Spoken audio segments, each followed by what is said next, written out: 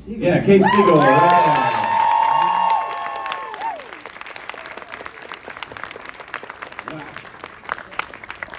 Michael, rough. Yeah, that was. I was in a dark place, it appears. We're in a dark place? Well, the later, the newer stuff's much happier. There are some happy endings in this stuff. But speaking of that, there's a through line, not to get obvious, but it's 11:30 and we don't have time for subtlety. There's a through line that I guess I would call it like the fragility of domesticity in your work. It's like the most safe space that becomes a nightmare. Is that your biggest fear? Well, you know, I had a very balanced and safe childhood, and believe it or not, and so to me, the idea of the family, you know, falling apart, and home being kind of a place that is fundamentally dangerous has always been very scary, for sure. But you're not working through and stuff. No, I mean, every one of these things is just a therapy session. Every one of them. Well, you know, somebody didn't have a great feeling like these are rough. These are challenging too. I was talking to you about how you hadn't seen this in a while, and yeah, I think it was Martin Scorsese that he never watches his movies after he's done editing. You can't look at them. Is it hard to watch something from 10 years ago? Yes. Tell me what you were thinking while you were watching. Tell me about revisiting it 10 years later. Man, could use some more time on the script. You know, I don't tend to watch these things when they're done, and by the time we finish color and sound, I'm usually sick to death of them, and I don't want to see them, and I move on to the next thing, and I don't often revisit them for a pile of reasons. And someone asked me on the way in tonight whether I expected this to be an experience of kind of seeing all the problems and the things I would have done differently now, or if I thought this would be nostalgic and kind of looking back at a relic. And I was like, oh, it'll be both. And no, it was the first one. So, yeah, I get what Scorsese's talking about. It's very weird to revisit. Yeah. And you have a thing, or a penchant, or a compulsion, I don't know what you call it, but to have sort of parallel timelines in your scripts. And I'm watching it, it feels like Mike Flanagan, the screenwriter, is daring Mike Flanagan, the director, to screw it up. It's like, and they're both counting on Mike Flanagan, the editor, to save their asses. Mike Flanagan, the editor. But it seems so complicated when I'm looking at this. And talk to me, if you can, a little bit, in layman's terms, about your process of crafting something that's structured the way this is, and how much of how you're going to execute that has to be baked into the script. Oh yeah, in the script we had to differentiate the two timelines. The present storyline, I think, looked normal, and then the past was italicized. And as you read the script, you could feel the edits, especially when you only had, you know, one or two lines of action, and then it would switch back and forth by the third act. I love a braided timeline, and this was really the first time I got to really play with it. And what was interesting for me watching it was like, oh, I was really just practicing for Hill House. Like, that's all this really is. And I remember coming through this movie and really loving that kind of structure. And when Hill House started saying, I want to do Oculus, but I want to do it like all the way.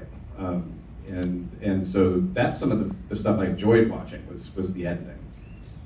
Also, when I made this movie, I was a professional editor. I wasn't a writer or a director. This was the first time I got to make a real movie like that. But I've been working as an editor for 15 years when I made this. And I got to edit it myself, which is also very unusual. And it was because I had very little faith in myself as a writer. And looking back at this, I'm like, oof, on some of the, on the nose exposition in the first act, especially, yeah. Where I'm like, ouch.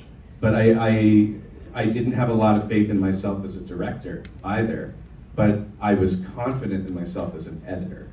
And I leaned on that very hard in this movie. And that was something I enjoyed. I was like, yeah, the editing was working. Yeah. Well, the other thing that's really helping the script along is there's some really powerful acting happening in this movie. Great acting. Yeah. And you have to give yourself some credit for that as a director. Not at all. Especially on this one. No, I didn't know how to talk to the actors yet. Yeah. I just had I had a great and generous cast. Yeah. I mean, Katie Sackhoff. and Yeah. Rory Cochrane. I mean, Yeah. that's like some career best stuff. I love what Rory did, and Rory. Someone was asking me earlier too about different ways of talking to actors and how you kind of.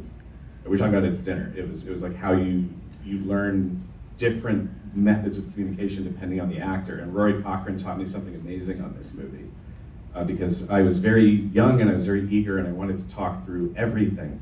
And Karen Gillan, this is her first movie. She'd been doing Doctor Who before that, which is why I was determined to cast her because I'm a big Whovian.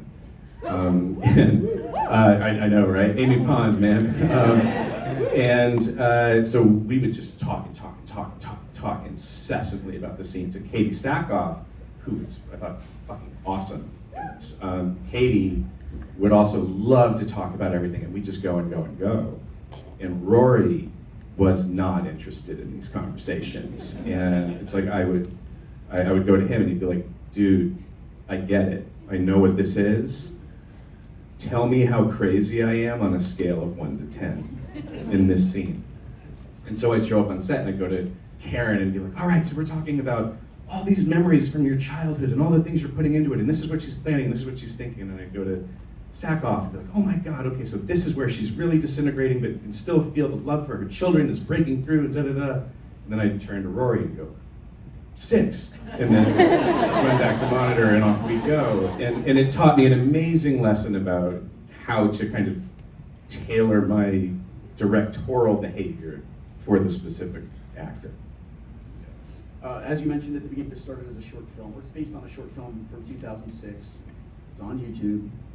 I recommend watching it. I read that you were offered a chance to make that as a feature film, but only as found footage, and you said no. Yes. Thank you for saying no. It would have been a terrible found footage movie. Was it a hard thing to turn down at the time? So Big time. Career? Talk to me about that. Well, they were going to pay me something, and I needed that very badly. And I was working 2 or 3 editing jobs sometimes at a time. I had a day shift and night shift, and then sometimes weekend freelance work that I would do trying to just stay afloat. And so it was the idea that someone would make this movie was incredibly seductive. But Paranormal Activity had completely, kind of steamrolled the industry, and everybody looked at this and said it's a haunted thing, and there are cameras in the room, so clearly this would be a great found footage movie. And my heart would break every time because I'd see the job go away, and because I'd have to say, accept the entire movie means we can't trust what we see, and found footage is objective. It's what it is, and I don't know how to pull off what this movie is about, if I have to trust what I'm seeing. And so I'd walk away from those conversations, and that was difficult and depressing for years. Wow. And then thankfully then, who stepped in? WWE. Yeah. Wasn't that weird? Because yeah, in my sense, I thought it was pretty fucking weird. It's really weird. I don't know how that happened. We screened the movie at TIFF, and there was this big flurry because Relativity wanted to buy it, but they wouldn't just buy it. They wouldn't commit to a theatrical thing unless other things happened, and that's how Blumhouse got involved. They were like, if Blumhouse is here, then we can put from the producers of Paranormal Activity. And I'm like, I found footage, right on the poster. And I'm like, I get that. That'll help make this, viable. They're like, and WWE has to be here. And I was like, what?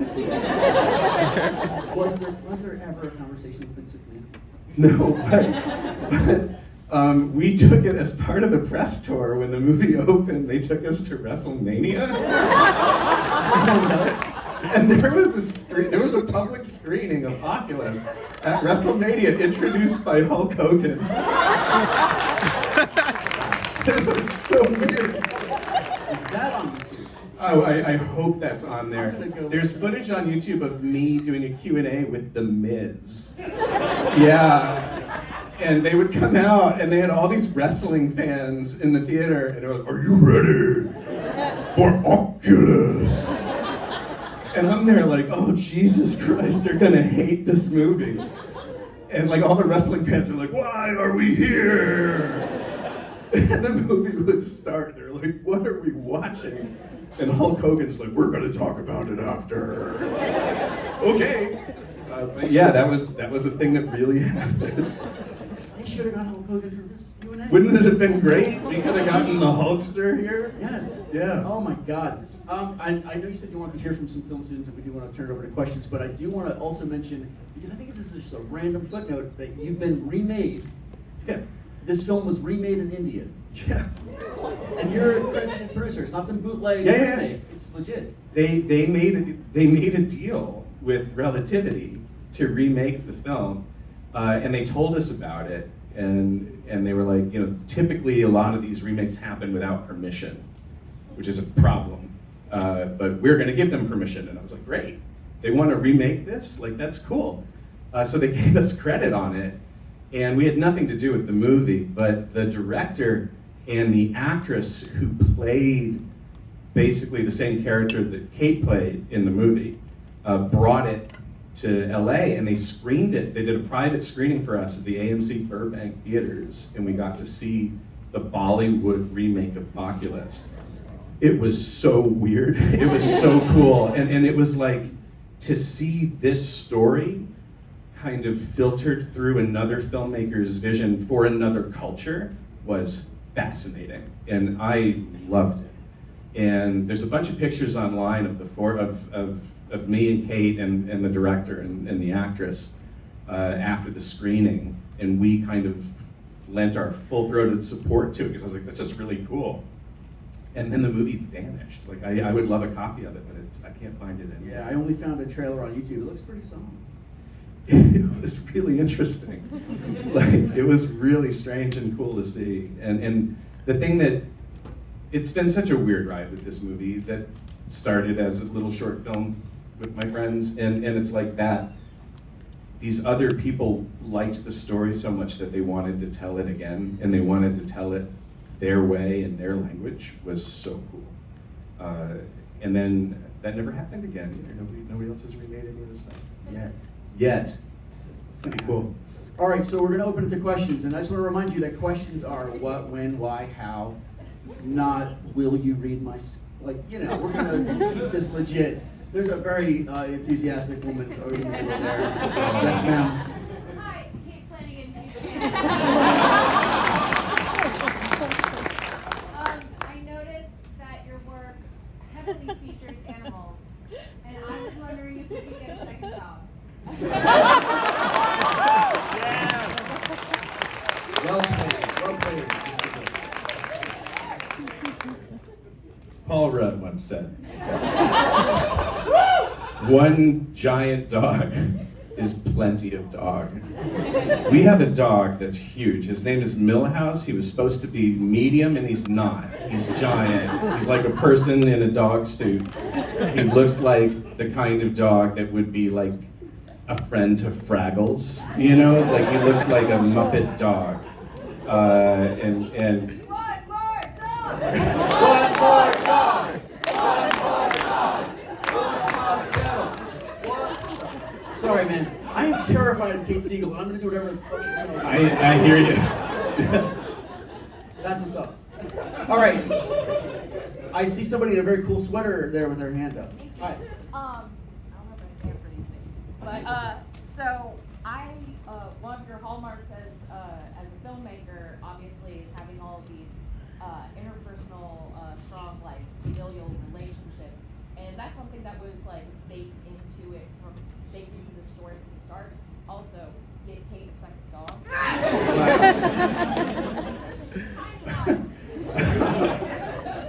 She's been planning this for 2 days and it worked. Yes. So the short film, if you track down the short, is just Tim alone in the room. And when we were talking about expanding it into a feature, there was no way that it felt like that could work. We needed 2 people, and I was like, it's a Mulder Scully thing. You need a skeptic and a believer. And immediately I went right for the sibling relationship and the sibling dynamic, because I feel like we talk to our siblings without filters that we employ with just about every other relationship in our lives. And that would let us skip a lot of the expository kind of setup, because they just kind of snap into that rhythm. And I thought it could make for some really interesting dialogue exchanges. And then I forgot to skip the expository setup part. Just put all that in anyway. But yeah, and I'm very interested in family stories.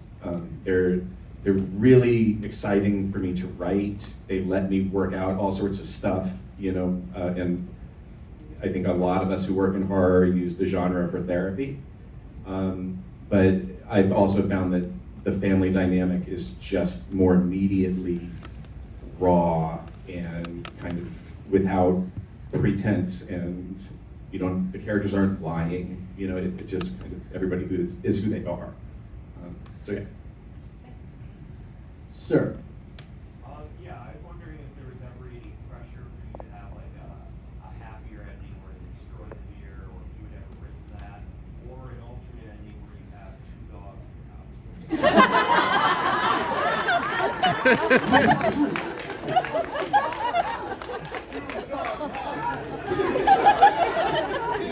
house. This is how we got the first dog.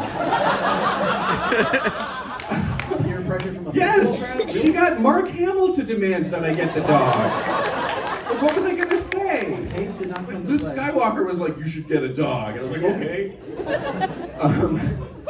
Yeah. So, yes, there was pressure for a happier ending to this, and there's pressure quite a bit when you make a kind of wide release theatrical distribution deal. And there's a number of scenes in the first half of this movie that were not there when we screened the movie at TIFF and when we sold the movie. And you can spot them because they don't tend to move anything forward. There are a lot of scares. And there was a directive to have the dream sequence where she gets kind of choked against the mirror and wakes up, and the scene in the auction basement where she's got all the covered statues and she's pulling that down. Which are just fine, but they don't, the movie's exactly the same after those scenes as it was before. And that gives me the feeling watching it that we're spinning tires a few times in that first half. And I did those scenes in part to protect the ending, which to me, I felt like the movie would evaporate if they won. I don't know that I agree with that now. And the interesting thing when I watched this, and Kate and I were kind of talking about it as the credits started, is that this movie and the movie I made right before it, which is my first little indie movie, Absentia, both end really, thank you, both end really dark.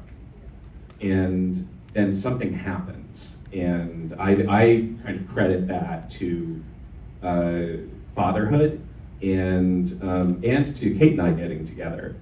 And all the work I've done since has an element of hope. This is a hopeless movie. And one of the things that I've come to believe in my career is that the world is a very dark place. But for my kids, who will someday interrogate all of this work that I've done when I'm gone, and use it as a means to getting to know me a little better, I don't want to leave them something that says the world is hopeless. And that has changed the way I've ended all the stories that I've told since. That when I watch this, it's a bleak movie. I don't know that I would do that now. Yeah, and there's 2 people out there that are going to call this movie How I Met Your Mother. It is, well, yeah, it is. Yeah. All right. Good question, great answer. Who else we got? I'm seeing this lady behind the guy, next to the guy. It better not be just like his. All right. What do you got?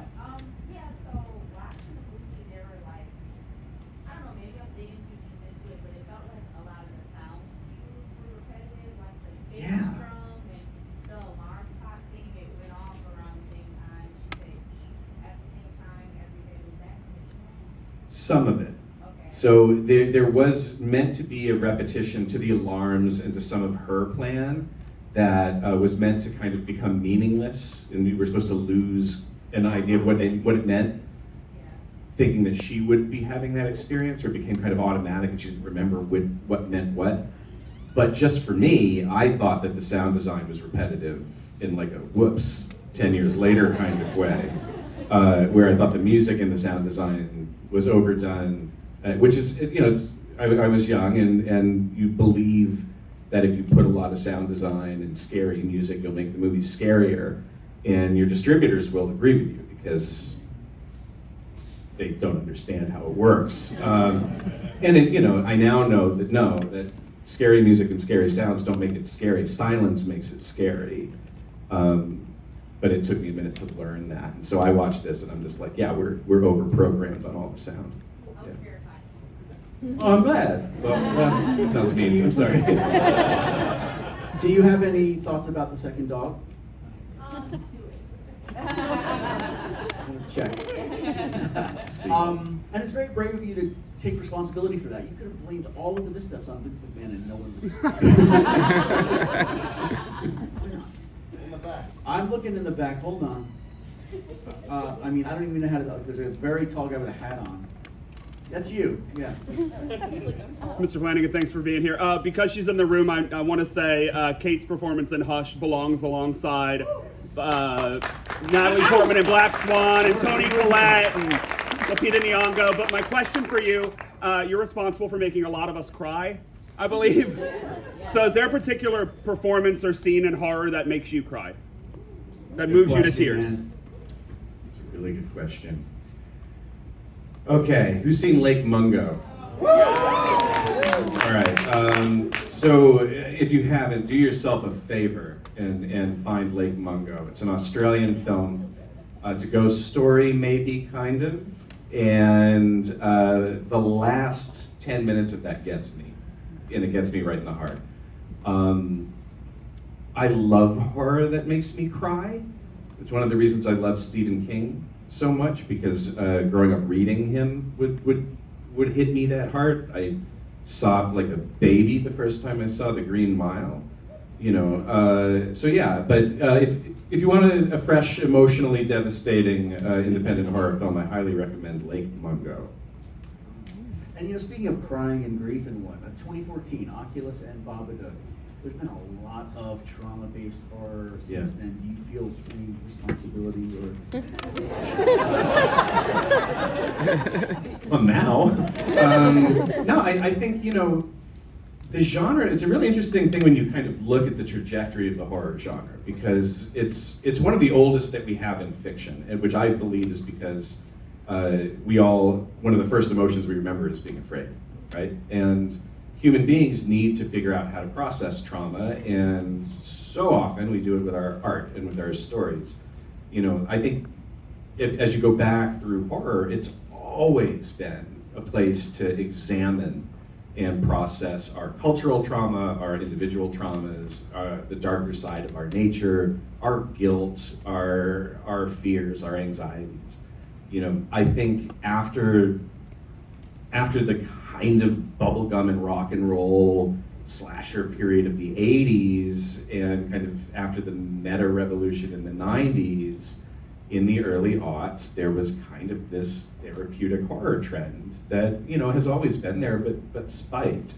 And now I think it's really interesting because people are able to get very psychologically complex with their work while having what seems to be a lot more fun than we were having back then. Like, it's a really cool time right now to see both of those colliding. But yeah, trauma is kind of my bread and butter. So it's really, there's so many flavors. We all get to pick our favorite. You know, we have our familial trauma and our relationship traumas, our religious traumas, our political traumas. You know, we all are dealing with these every day. It's really fun to kind of decide what flavor of trauma we get to play with before every project. Right on. Hang on. How am I doing on time, Brian? Oh, come on. Brian's not feeling great about the amount of time.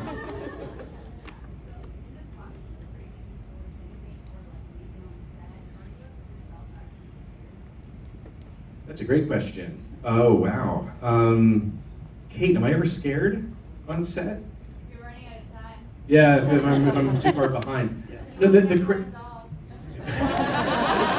relentless. Yeah.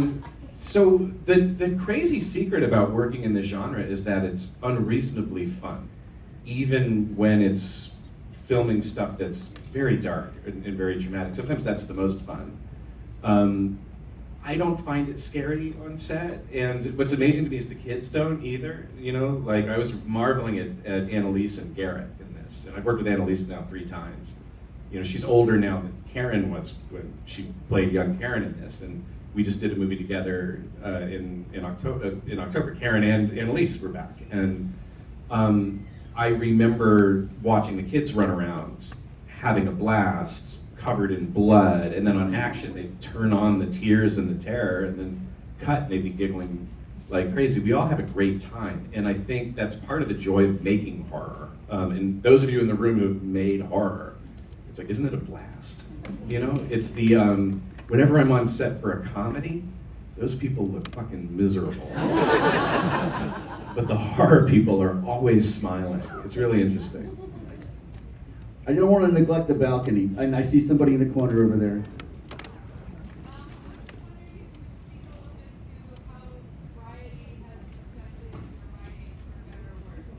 You spelled it. Yeah, so the question is how sobriety has affected my writing for better or worse. Only better. Sobriety has affected everything in my life for the better. Everything. Which was funny because one of my big fears, if you have a serious enough drinking problem, or any kind of addiction problem, there are all these voices that come with it. And one of them, when I was knowing that I had to quit, but not able to do it yet, would say, like, I'm not gonna be able to write anymore. I'm not gonna have good ideas anymore, you know. The opposite is true, you know. It's made it, I don't see it as clearly in this as I do in some of the other work. The closer I got to kind of rock bottom, it found its way into the work in a big way. And looking back at a lot of it, I can be like, oh shit, I'm really telling myself that I have a big problem here. There's a little bit in here that's masked that kind of feels like a dark and despairing, addictive voice that I can recognize. It wasn't terribly loud yet for me in this, but yeah, it's there. I've been sober about 6 years now, and and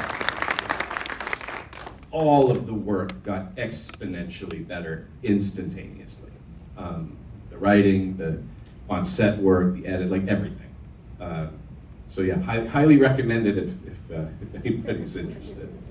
And would you say that your writing got more complex? I think about Usher, which again, I just can't believe what you pulled off with Usher.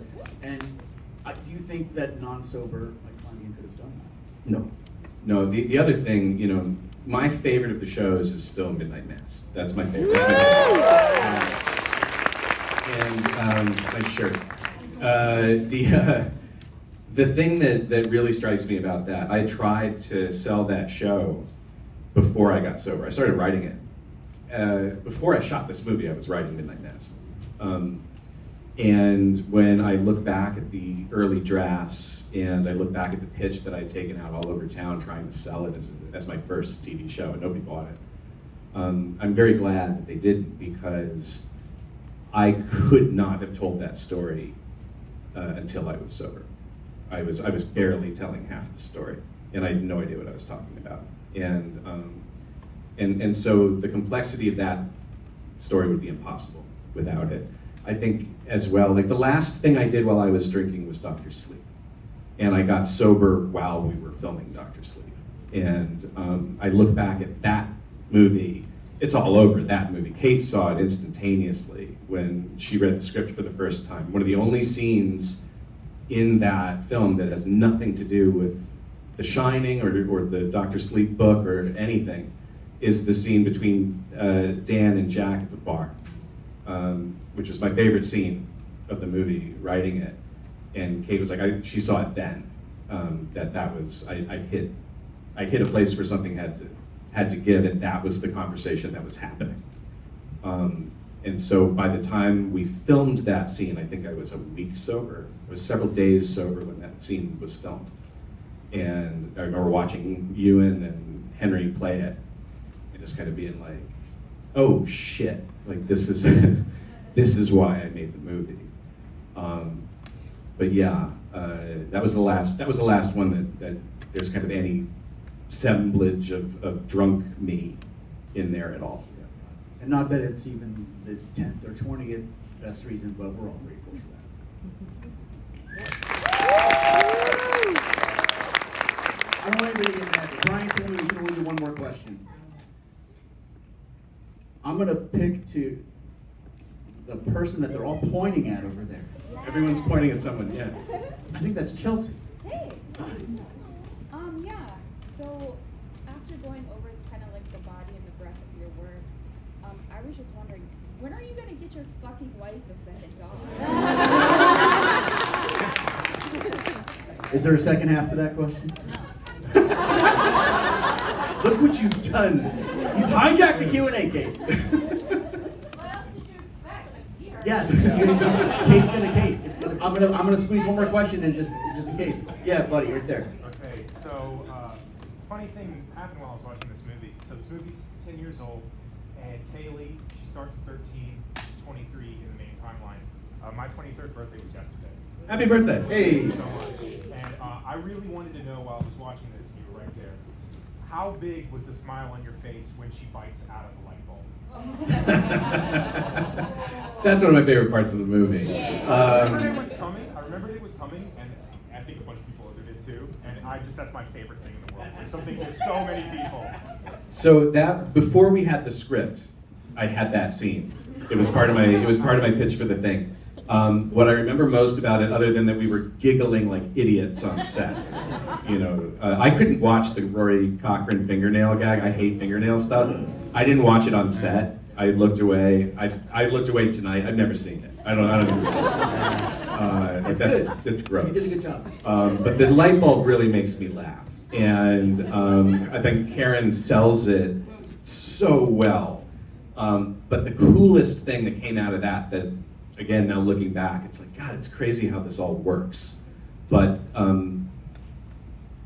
Stephen King, who I'd never interacted with at all in my life, but had idolized since I was a kid, tweeted when he saw Oculus, completely on his own, just put out a tweet that he loved the movie and would never look at an apple the same way again. And that was so cool. I literally printed out the tweet and framed it and hung it in my house. And because he sent that tweet, I reached out to his reps and asked if he would give us the rights to Gerald's game. Yeah. And he did, for $1. Yeah, but it was because of that apple. Yeah. Yeah, Gerald's Game was $1, baby, right up until Netflix came on board, because it took years to get someone. Everyone said no. He gave me the rights. I wrote the script. We took the script out. Everybody was like, no, it's not a movie. And Netflix at the time was like, we'll make whatever. And so I was like, great, let's make this. And they were like, yeah. They were the only studio in town that said yes to it, and then it was no longer $1, baby, because they had to pay Steve, and that was fine with me. Yeah. For $1. Yeah. All right, we're done. It's midnight. Thank you, Mike Flanagan. Thank you all.